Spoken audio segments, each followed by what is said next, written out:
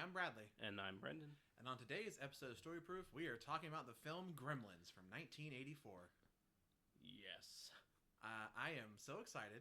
This is one of my favorite Christmas movies. Yeah, this is, I wouldn't say this is one of my favorites just because I don't watch it every year. But, every time I do end up revisiting it, it's always a fun time, which was really fun watching it for this episode.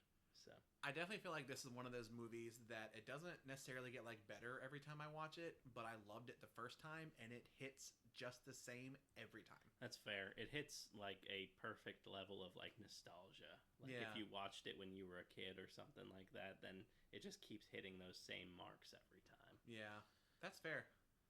And yeah, it's one of those things that Gremlins had two films that came out in the, I think 80s, 84, and then the other one was, I think late 6 years later is in my head, but I don't know if that's... I think it was 1990, so the first one came out in 84, and I think the second one came out in 90.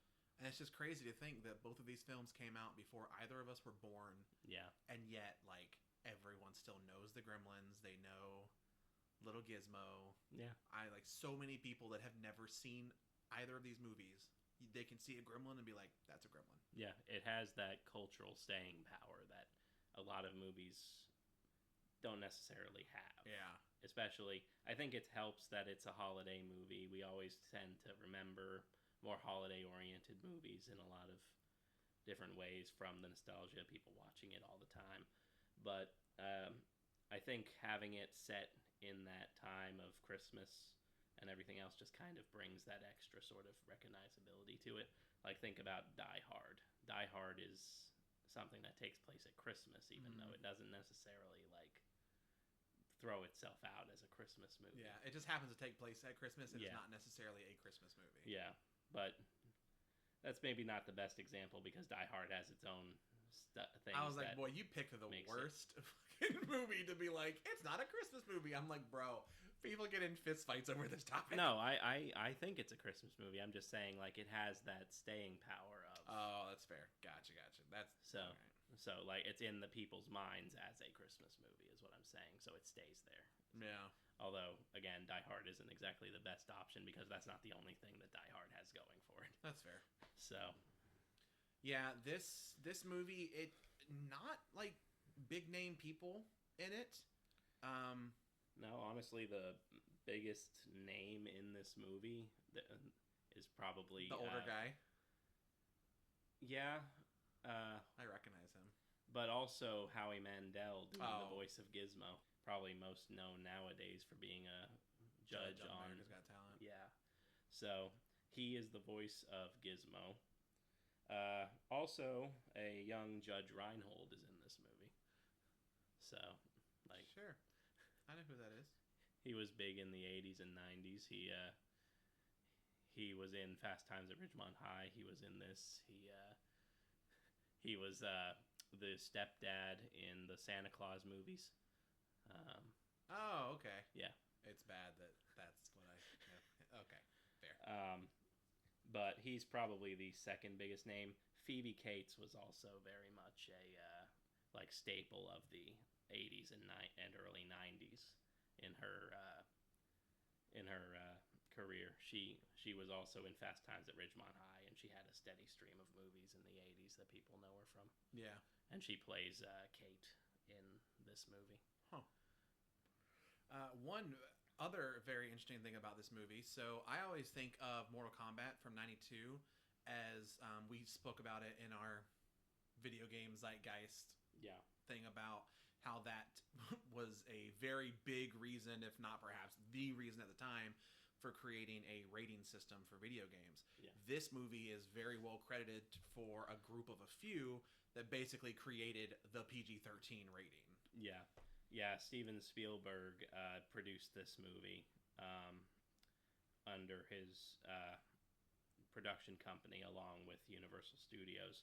And this, along with, I can't remember what the other movie was off the top of my head that really, I think it's Indiana. I think it was Temple of Doom. You're right.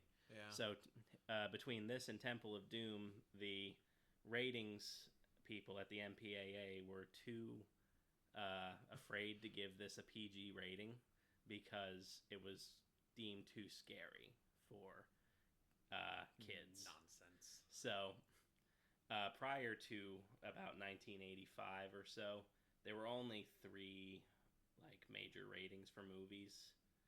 That's not really accurate because there's stuff above R, but primarily you had G, you had PG, and you had R.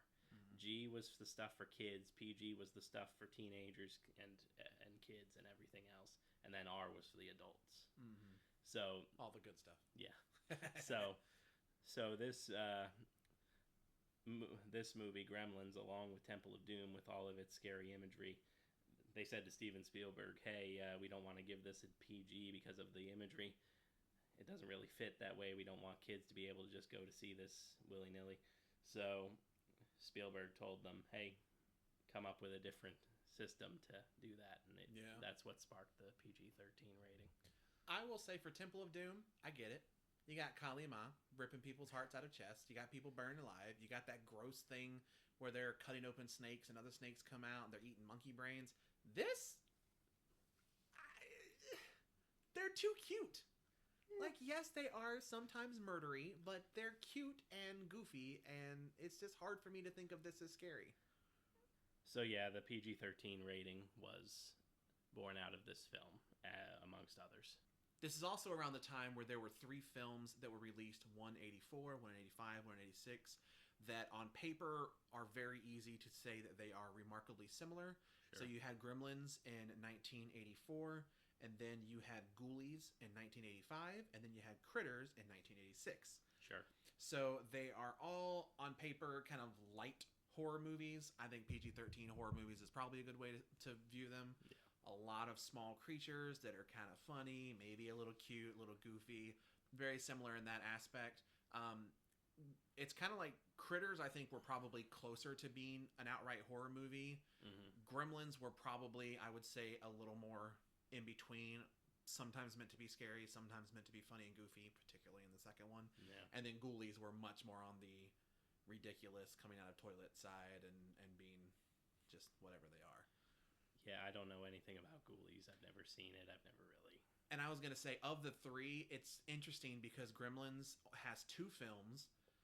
God, Critters has like 5 or 6. Yeah, but Critters was more of an outright horror franchise, so it kind of makes sense that it would have a lot more movies to it. I also think that it was marketed interestingly, because I know that was one of those ones where kids would go see it and then parents were like, oh my God, what is this? So, it makes sense that something like this, where it's got a lot of cute little guys and you're like, oh, that's great. And then you take the kids and you're like, oh, people are dying. Yeah. People are straight up being murdered.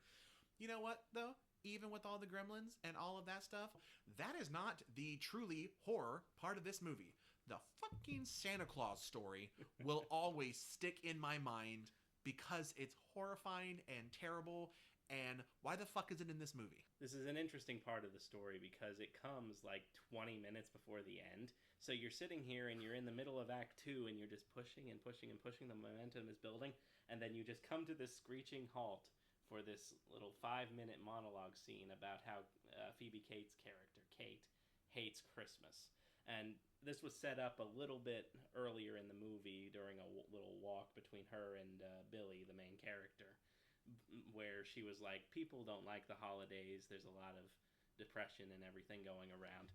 But that's it. She's just like, yeah, Christmas isn't great. I don't like it. You're like, oh, okay. I guess something moderately inconvenience happened to her. And then later on in the movie, like I said, 20 minutes before the end, when you are in the middle of like the big gremlin attack, everything is going crazy, everything is going on, he manages to get her away from the bar where she's bartending, and they dodge into the bank that they also work in, and she all of a sudden is like, this is another reason to hate Christmas. And then she goes on this story about how when she was a kid, her father disappeared one day right around Christmas, and they sent out search parties and the cops, and they didn't know everything that happened. And then one day she wanted to set a fire because it was cold, so she went to the fireplace and she smelt something. And they thought it would be, a squirrel or a bird, something just caught in the... No. her father dressed up as Santa Claus and was coming down the chimney to deliver presents and surprise them on Christmas Eve, and he died. Yeah, he fell down the chimney, broke his neck, and then was just lodged in the fucking chimney. Yeah. Like, why? Why did we need that? Well, the funniest thing about it is that they went back and forth on whether to include this scene when they I can't fucking possibly imagine why. But the reason that they ultimately kept it, according to Columbus and Joe Dante, the director, Joe Dante directed the movie, and Chris Columbus who wrote it, they decided that the scene was darkly comedic enough that it fit with the rest of the tone of the movie. I think they missed. I don't think it's that funny. I think it's funny how much it comes out of fucking nowhere. Yeah. I thought it was going to be like, my dad left my mom on Christmas Eve, and you're like, okay. I mean, he kind of did, but not in the way I was expecting. Well, it's just, I don't know.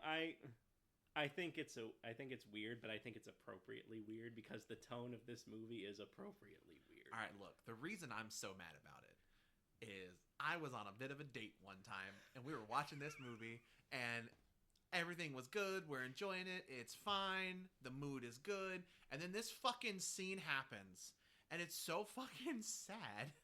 And, yeah, mood killer is an understatement. Look, you need to stop holding it against movies that scenes are mood killers, man. I will not. I do not concede that point. At least you actually like this one. At least it's not We Are Marshall, where you absolutely despise that movie. Yeah, that's true. I do actually really enjoy this movie.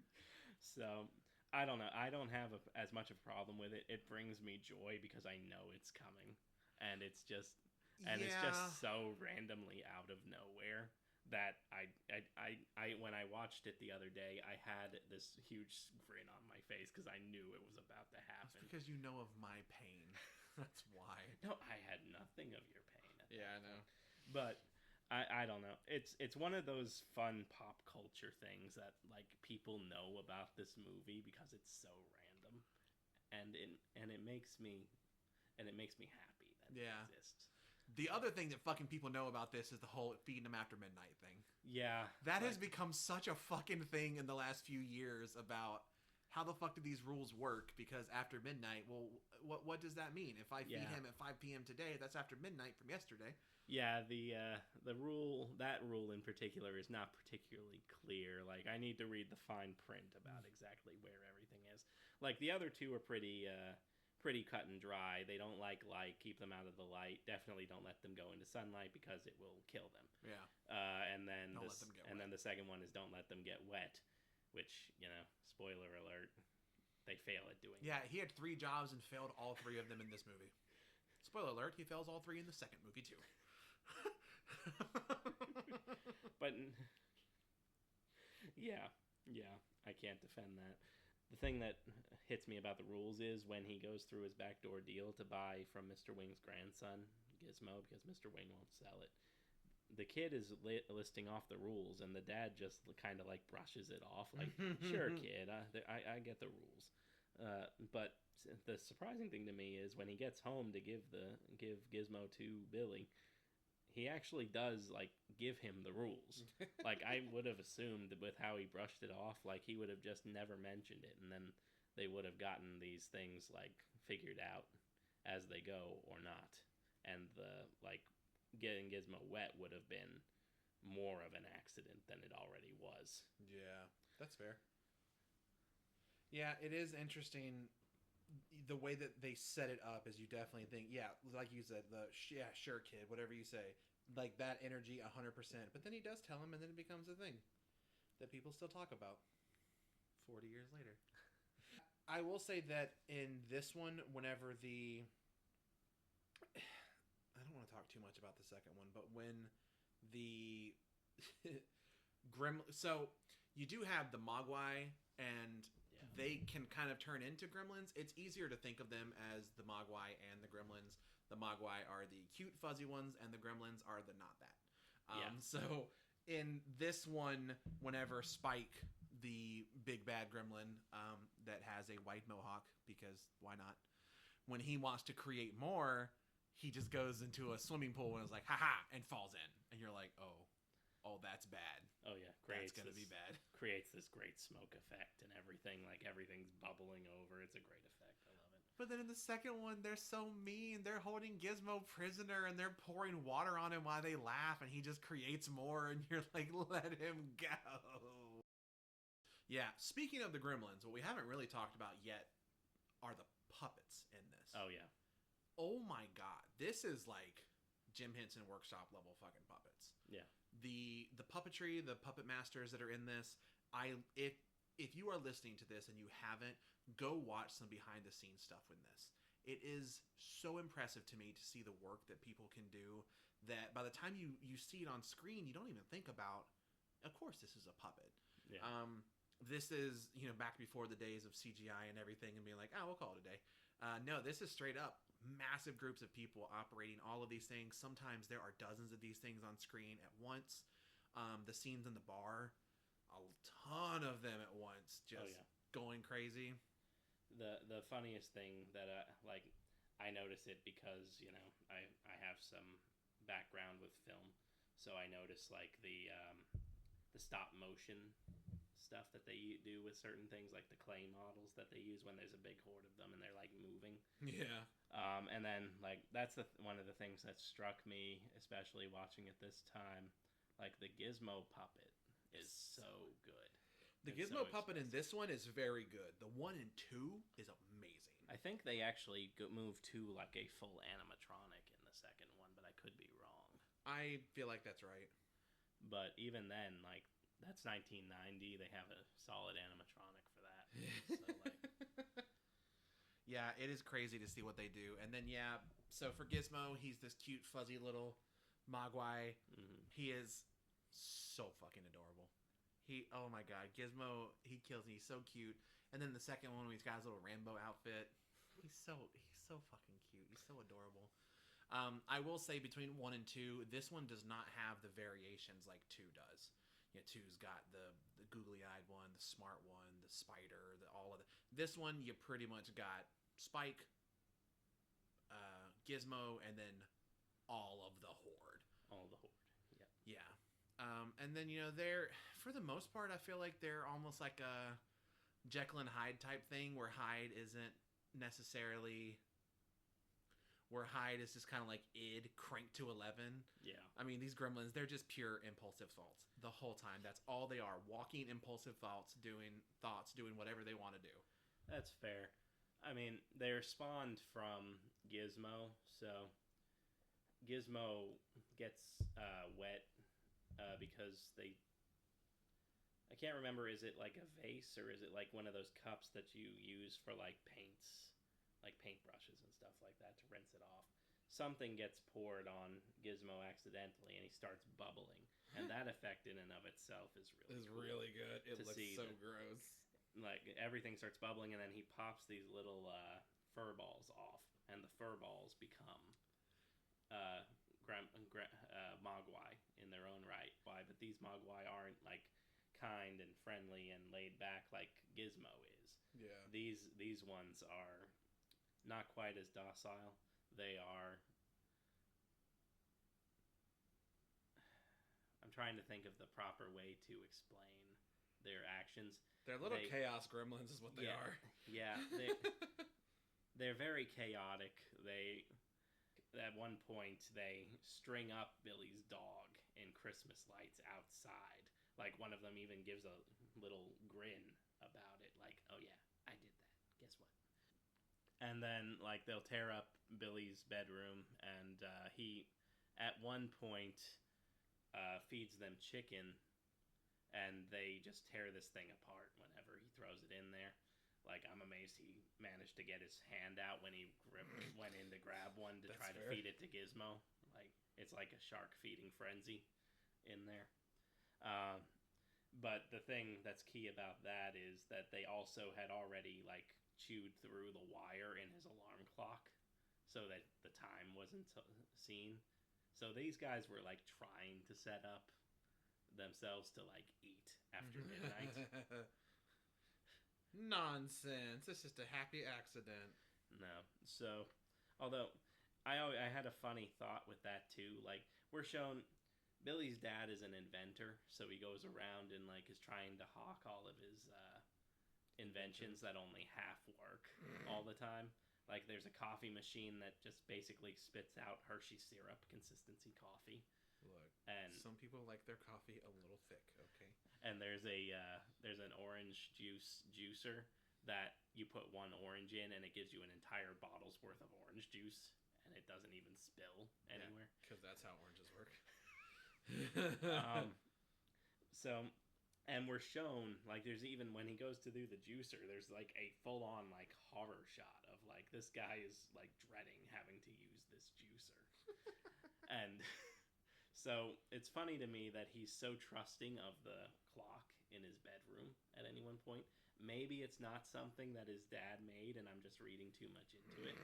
But I didn't even think about that. That's really funny.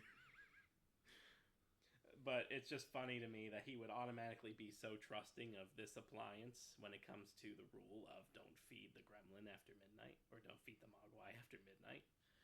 And then, like, he looks and he sees that it's before midnight, but like I said, they'd already disconnected the wire from the clock, so they were just able to fuck with his entire existence. Yeah, that's what ultimately.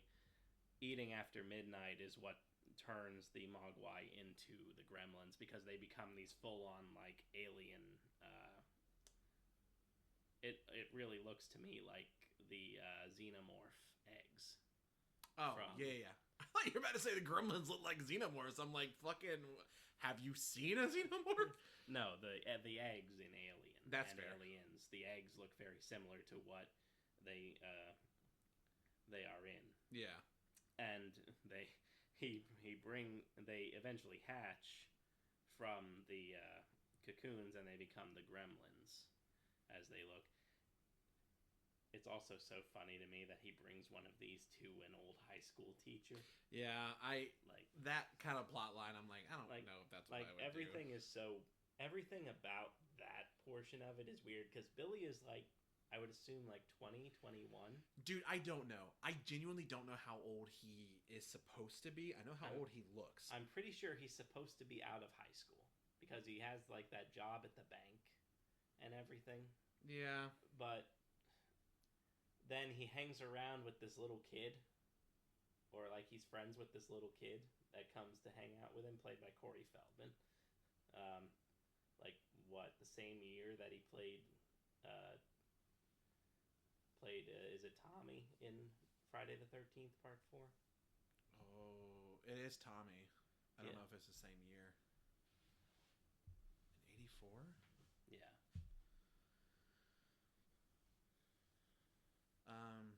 That was 84. Yeah, son of a gun, same year. Yeah, so Corey Feldman plays this little kid. First of all, why is this little kid, like, buddies with this kid who may or may not be... Okay, you know what, though? You were just talking earlier about Back to the Future.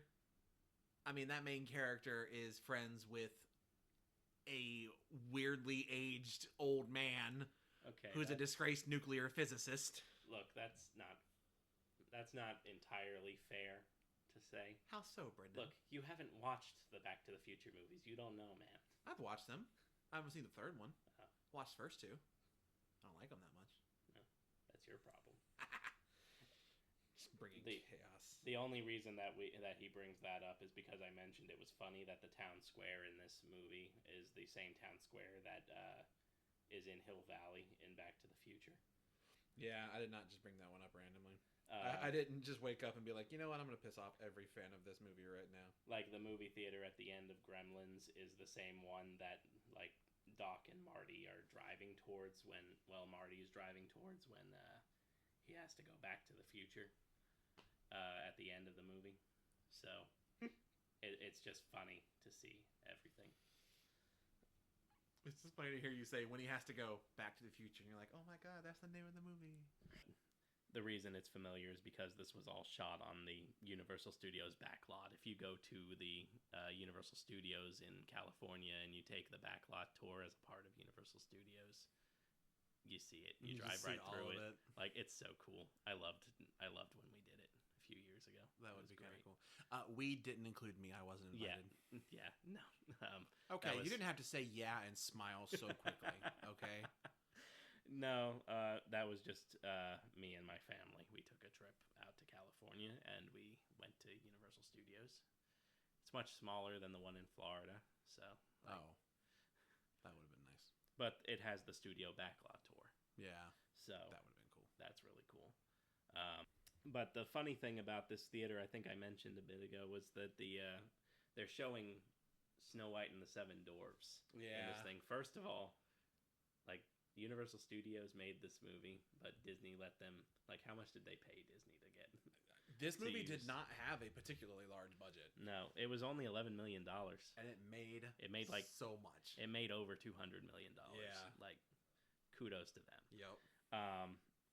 Maybe Spielberg was just using some of his connections to, like, be like, hey, can you let us use this? But the funny thing with this to me is the Gremlins are messing around in the movie theater, and they are messing with an old reel projector, you know? So, first of all, it says reel 4 on it, which is usually for later in a movie, but they show the Hi-Ho sequence, which is, like, at the very beginning of Snow White and the Seven Dwarfs, so, like... I feel like you're putting much more thought into this than they ever did, but continue. I'm sure I am. It's just funny. It's just funny to me. But the even funnier thing is all of the Gremlins are singing along to Hi-Ho. So that begs the question. Do they just get all of their memories from Gizmo? And Gizmo was also very aware of this song? Yeah, so was Gizmo just like sitting in Mr. Wing's shop and Mr. Wing was watching Snow White and the Seven Dwarfs? Because they show a shot of Gizmo humming along to Hi-Ho too. Like, he knows what the music is. I think a funnier thought is that Mr. Wing did not watch it with Gizmo, but he just sang the song himself a lot to himself. And Gizmo's like, oh yeah, the song. I think that's a funnier idea. But I don't know. It's just a random thought I had. This is at the very end of the movie when they're about to try to end the whole Gremlin problem because they just blow up the movie theater. Yeah. It is also kind of funny, because I've talked a little bit about the second one, is the fucking scene in the second one where they're in a movie theater, is that they're being really disruptive and they're like messing with they're messing with the reel up in the film booth and fucking Hulk Hogan stands up and threatens them. And you're just like, all right, this makes sense. Yeah. Just don't even question it at this point. But, so yeah, they blow up most of the Gremlins. Spike, of course, gets away. It's only fitting that Gizmo is ultimately the one that uses light to fry Mr. Stripe. Yeah, because Gizmo, throughout the entire story, you can hear him anytime he gets hit by any sort of, like, bright light whatsoever. It's just this little bright light. It's so cute. Like, kudos, Howie Mandel. But I will say with Stripe, though, you know what? Now that I'm thinking about it, and we were talking earlier, I said, like, oh, him pulling the heart out seems... Okay, when Stripe dies, it is fucking gross. Yeah, that I forgot about that. That is on par with any of, like, the melting from the end of Raiders of the Lost Ark or something like that. Like, you see, as soon as Gizmo opens the shade and the sunlight comes in, it hits directly onto Stripe, and he's just sitting there trying to get into the water fountain so that he can repopulate again. Yeah. And his body just starts gurgling and melting. It takes a hot minute, too. Like, it's drawn out. It's insane. It's great. You get a second little jump scare at the end of him popping back out of the water when he's just basically a skeleton. Yeah. And it's just... Yeah, now that you say it and mention it... I fucking forgot about that. Now that you mention it, yeah, I can kind of see where some of the PG-13 fear might have come in. Or just imagine all the parents see the explosion. They're like, oh, thank goodness, the traumatizing part for my child is done. Yeah. 3 minutes later, well, called that putt a little early. Like, holy shit. Speaking of, this is, like, when they come out of the movie theater after they've blown everything up, they see Stripe in the window of, like, a candy shop. He's got, like, candy draped all over him. But this candy shop is also attached to, like, a hardware store. Look, it's a small town. Yeah, and you got to diversify to get control of the market. Like I'm wondering if this was just like a thing in small town New England in the 80s. I mean, maybe. It might have been. But, like, it's just weird because, like, he grabbed... But they also have, like, toys, like Christmas toys and stuff like that. Man, I think this is another one of those, the more you think about it, the more you're going to break. Maybe. It's just movie magic. Yeah. I don't... It really just serves to have the little final fight sequence with Stripe where, like, Stripe grabs a chainsaw and is just, like, sawing at the baseball bat that Billy's holding up. It's fun. It's good old-fashioned fun. You know, we're talking about fighting the Gremlins. We freaking forgot. I forgot to mention when his mom microwaves the gremlin. Yes. Just freaking... And it explodes so fast. Like, So, during the beginning of the gremlin attack, Billy calls his mom and is like, hey, get out of the house. The gremlins are attacking people. And so she grabs a knife and she's just walking through everything. She, like, fights off one. She throws one in the microwave, like you said. Then she starts dual-wielding knives. Dude, she is the badass of this movie. She goes to fucking town. She's basically like, this is my fucking kitchen. Yeah. Which is funny because in the original draft of the script, she dies in the movie. I had heard that, and I was like, I would have hated that. That, I think, would have significantly changed the overall tone of this movie. Yeah, it would have, definitely. Yeah, I would not have enjoyed that as much. It's also especially funny after everything's said and done there because he takes her to, like, the town doctor's house, and it's just like, here, doc, take care of my mom, I gotta go. And then the doctor asks, like, no questions. Like... no, that's not true. I think he asks what happened. Yeah. But, like, how do you explain what happened in that moment? Doc's like, what happened? I microwaved an alien. Oh, okay, let's lay you down. I like to. They actually kind of Chekhov's gun a little bit with that fight sequence in the house because whenever you walk into Billy's house, you are shown that they have a couple of, like, sabers just sitting crossed on the wall right beside the door, like the front door. So, and every time you come through, one falls off of the... So you're setting up that they're there, that they're loose, that they can come off. You see it again sort of midway through the second act when... Not even midway through the second act. It's when the dad comes home with Gizmo for the first time. Yeah. And he's setting it up as they go back out.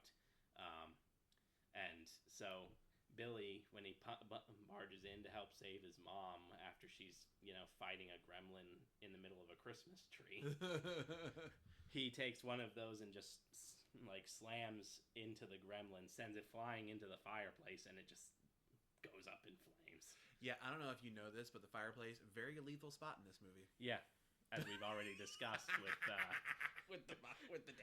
the dad from Kate's past.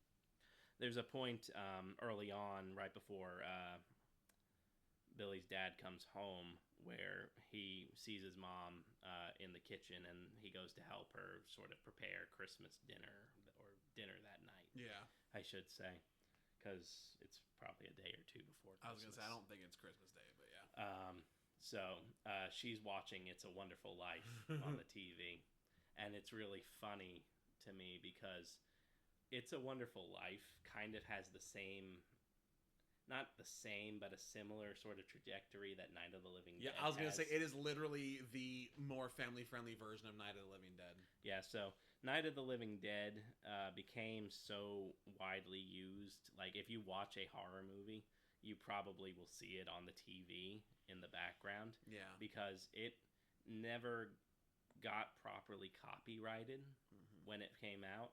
So it was just always free to use. Yeah, so anybody. Yeah, I'm gonna say, if you don't know, it's part of the public domain. Yeah. So if it's in the public domain, what it means is you are allowed to use it, sample it. You're allowed to have it in your thing without having to necessarily pay rights for it.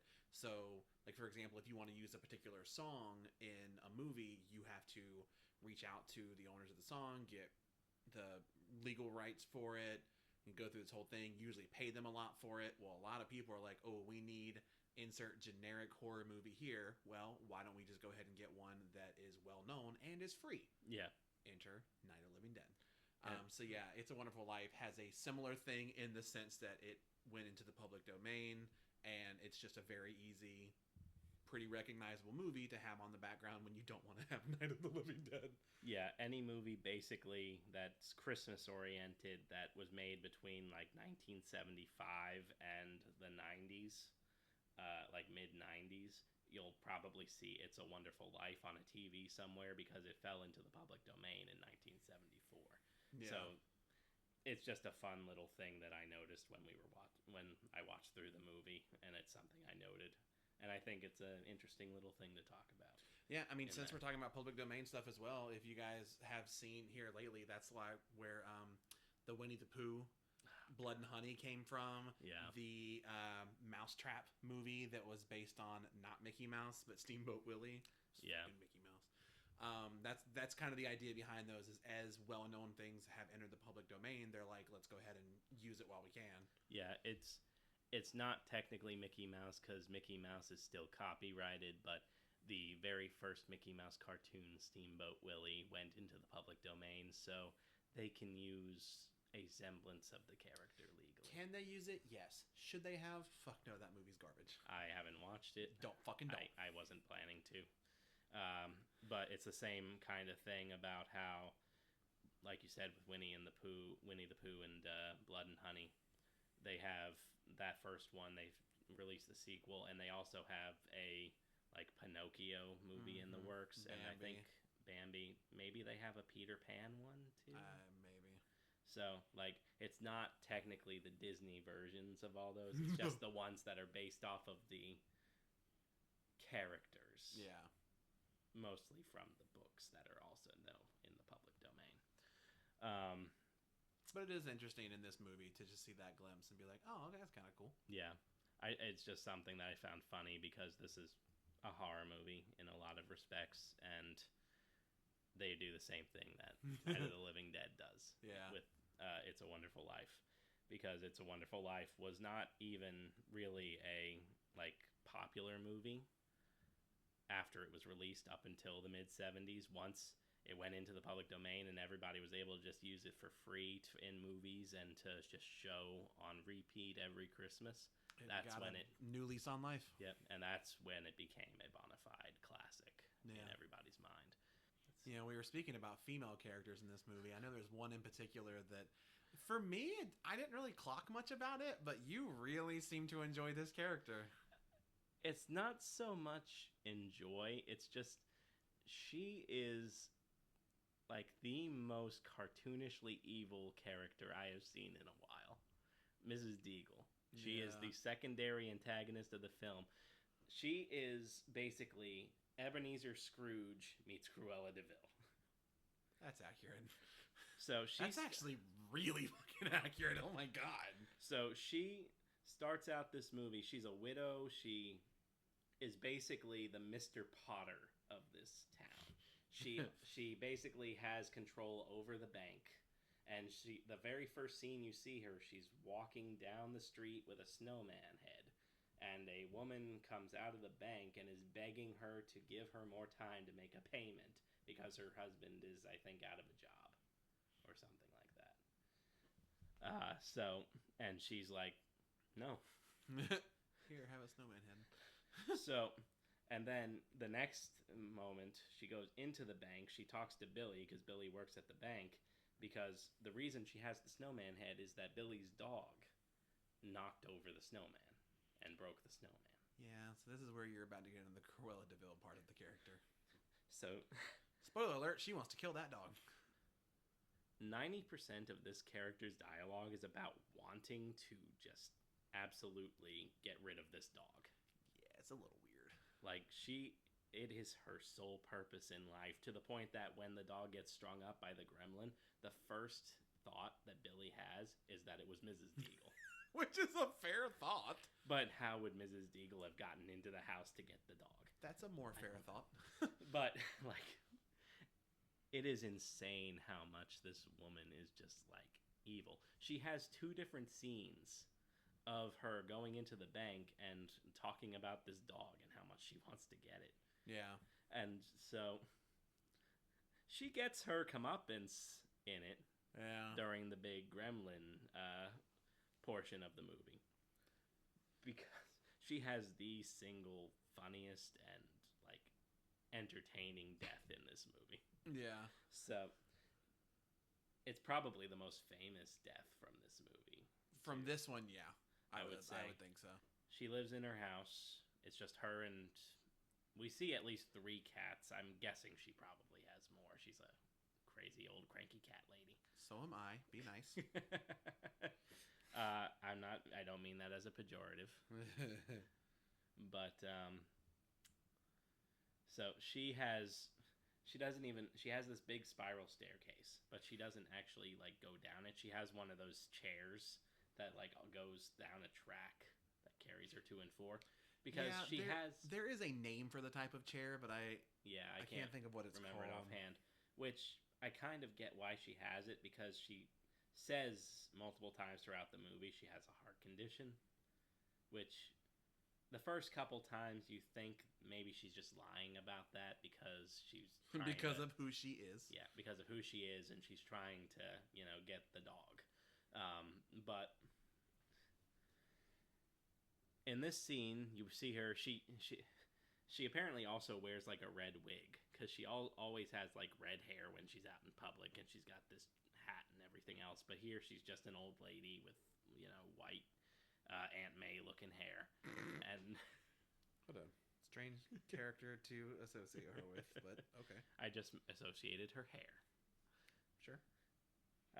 But sorry, I wasn't.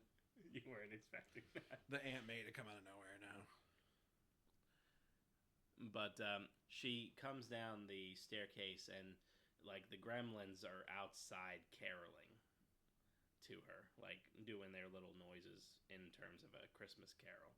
And she even does the Ebenezer Scrooge thing of the carolers, I'm gonna give them a piece of my mind, send them packing and all that. Yeah. And they break into her house, and one of them undoes the wiring on her chair. So she's got her heart condition going. She's trying to get away. She sits on the chair, and the chair just zooms up. The chair zooms up the staircase and yeets her out the window. Dude, like oh my god, it makes me think of, if you've seen the first Richie Rich movie, they sit in those like people launchers. Yeah. It looks like that. I mean, she's in a different zip code by the time she fucking lands. And another thing that was funny to me is she lands and you don't see the rest of her. You only see the chair and her feet like up on top of it. So it almost makes me think of it's like a clear Wizard of Oz reference. Yeah, it's very much the 100%. Wicked Witch of the East. 100%. But it is one of the funniest darn things I've ever seen. Yeah, and they do a pretty good job of making you actively dislike her and almost hate her so much to by the time she dies, you're like, good. Like, because you see some horror movies, and by the time you meet the main cast of characters, they're despicable, and you're just waiting for the monster to kill them. Yeah. I think she's as close as we get in this. Yeah. There's not really anybody else that dies in this movie that you actively, like, want to see die. It's really just a bunch of townies and her. Yeah. So when she goes, you're like, good. Honestly, who else really dies in this movie, though? I guess maybe the cops, because the Gremlins cut their brake line.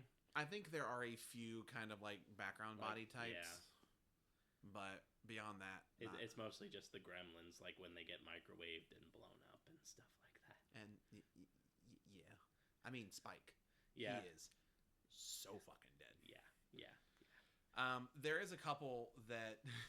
So Dick Miller plays a great character in this. He and his wife are in this movie. They have a fucking bulldozer come through their house. And it's funny that they're not like particularly big characters in this movie, but son of a bitch if they show up in the second one. And they're in the second one for kind of a glorified cameo. Yeah. They come to visit. They're there for a little bit, and then you have the bat gremlin that flies through the wall to go outside, and he leaves the fucking Batman symbol in the wall and goes in concrete and gets up on the side, and he attacks them outside. So it's just these poor people in this movie, they see gremlins. They get attacked by gremlins. Yeah. Second movie takes place sometime later. They go on a trip to visit some friends and get fucking attacked by gremlins. It almost makes me think of Jonathan in the Mummy franchise when he's like, "Where do you want to go? Somewhere with no mummies." I'm going to Peru. Yeah, and then it's like 2 weeks later, mummies were discovered in Peru. It's like, poor bastard just can't catch a break. This poor older couple don't deserve to be harassed by these gremlins. No. This guy is played by Dick Miller, who is a well-known character actor, was in a ton of, like, B horror movies and stuff. Yeah, he's one of those people you might not know his name, but when you see him, you're like, that guy. He's in basically every Joe Dante movie. Yeah. So, his character is actually the one who kind of gives us the term gremlin in the movie. Because there's a scene early on where he gets drunk in the bar that Phoebe Cates' character is working in. And so he gets drunk. He gets out into his snowplow, I guess is what they call it. It's like a tractor that's converted into a snowplow or something like that. And he's complaining about how it has all these foreign parts, and he doesn't want these foreign parts because that's how the gremlins get to you. Yeah. And he talks about the origin of the term gremlins, which is from World Wars I and II. Royal Air Force. The Royal Air Force in England would talk about how gremlins were in their planes whenever there was something that was mechanically wrong with them. Yeah. So he was saying that in the movie, these parts that are put into his snowplow are foreign, so the gremlins are coming in to mess up his snowplow, so that's why his snowplow doesn't work. And you think it's just the ramblings of a drunk who... I mean, they are. They are, kind of. But in true movie fashion, he turns out to be kind of right. Not fully right. Right enough that you don't question it, but yeah. But that comes back in the main attack by the gremlins once everything kicks off, because you just see Dick Miller and his wife in their house. He's just being a grumpy curmudgeon watching TV. The TV's not working. Mm-hmm. Because the gremlins are actually hanging off of his antenna. And then he goes out to try to inspect the antenna because he figures maybe the wind's blown it off or something like that. And this is when the gremlins come through he's got his snowplow like parked out in the garage or something, or in a shed. And the gremlins actually hotwire the snowplow to come through the garage and drive straight up into Dick Miller's house. I see, that's another thing of like, where did they get the knowledge to hotwire a snowplow? Look, they've been messing with little things all movie in terms of mechanicals and messing with wires and everything else. Like, they're the ones that cut the wires to the clock that let them be fed after midnight, and they hotwire. I feel like Gizmo had some type of electrical engineering background that he passed on to his wee children. Yeah, it's fine.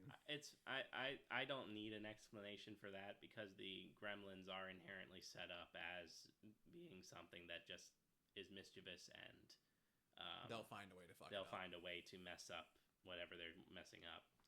So anyway, what I really love about this is that the Gremlins score has this iconic sort of mischievous, almost circus-like theme. Mm-hmm. Like, it's pretty well known. If you've heard it, you know what it is.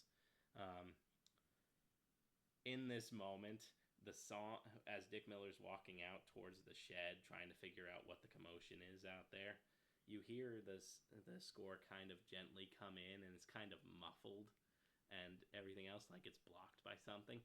As soon as the snowplow comes out, down, everything bursts into. So it's almost like the music was diegetic. It wasn't just their theme; it was literally coming from them. Yeah, it was literally them.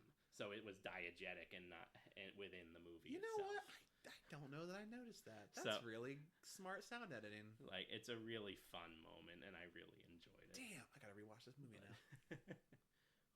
That's a good point. But yeah, like you said, it's amazing they managed to somehow. I guess we do know that they survived though, because I guess they call the cops. Yeah. When Billy's there trying to tell them that hey, they need to evacuate everybody because the Gremlins are on the loose. Yeah. But and they're in the second movie. Yeah. But how do you know? How do they survive being hit by a snowplow? I don't know. Look, man, it's fun. Yeah, sometimes you just gotta roll with it. And yeah, I will say for the second one, it's same male and female leads, not just same characters, same actors in it as well. But yeah, it's crazy to think of the kind of cultural impact that these movies have had, and there are two of them from 84 and 90, and I mean 34 years later they're still such a prominent part in pop culture. That fabled third Gremlins movie has been talked about for God knows how long. Yeah, like I think they have like an animated something or other that's Gremlins related out somewhere. I think I saw that. Yeah, when you look into like other media, I mean there have been a ton of things with Gremlins being in various video games and other movies and animated movies and shows, and dude, it is surprising to me. I love these movies, but I am still surprised at how popular they are for people that haven't even seen them. Like so many people know Gremlins. Yeah, they just have that cultural pull. Yeah. And they're known regardless of whether like you said, you've seen it or not. Like you either know the score, you know what Gizmo is, you know what a gremlin is. Yeah. And you know at least something about this movie. Yeah. No matter what. Yeah, my mom has never seen either of these movies, never seen a single clip from any of these. She sees a gremlin and she's like, "Oh, that's a gremlin." She sees Gizmo and she's like, "Oh, that's Gizmo." How the fuck do you know that? I do think she once referred to Gizmo as a Furby, but I mean, she knew that she knew that he was from a Gremlin movie, so at least there's that. But that's not entirely inaccurate, because I won't lie, the very first time when I watched the movie the other day that I saw Gizmo and the eyes were fluttering, it reminded me of a Furby. That's fair. So, man, those Furbies, they were weird. Those are way scarier than anything in this movie. But yeah, man, these movies are great. I think the first one is very good. I think the second one is fucking phenomenal. It's been a long time since I've watched the second one. I remember it being good. I can't say with any certainty whether I like it more than that one, just because I haven't seen it in a while. You do.